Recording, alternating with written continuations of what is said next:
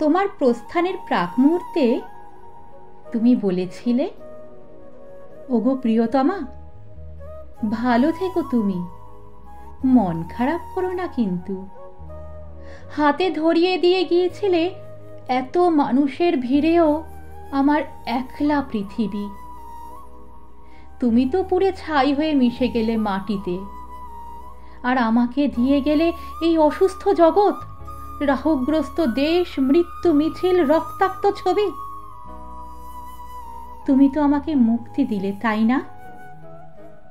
বহুদিন ধরে বদ্ধ খাঁচায় থাকতে থাকতে আমার ডানা দুটো কেমন যেন ভারী হয়ে উঠেছে, উঠতেই পারি না।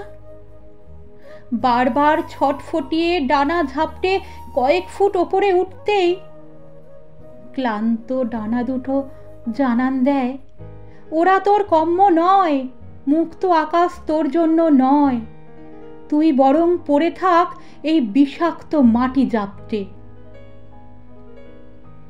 তুমি তো বলেই খালাস, ভালো থেকো। তা কি করে ভালো থাকবো শুনি?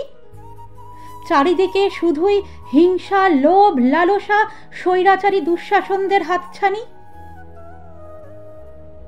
জানো তো, এখন শুধু চারিদিক থেকে ঘন ঘন মৃত্যুর খবর পাই। নরহত্যা এখন যেন মামুলি ব্যাপার। গদির লড়াই, ধর্মের লড়াই, স্বার্থের লড়াইয়ের এই দুনিয়াতে আমি ভীষণ ভীষণ একলা হয়ে যাই।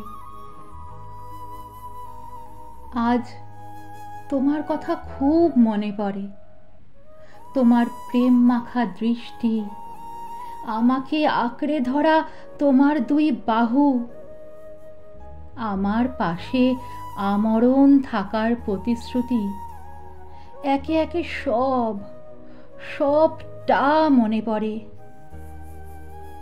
তুমি কিন্তু দিতে চেয়েছিলে শস্য শ্যামলাই বাংলার মাটি, অথচ দেখো কি হলো, দেখতে পাচ্ছ?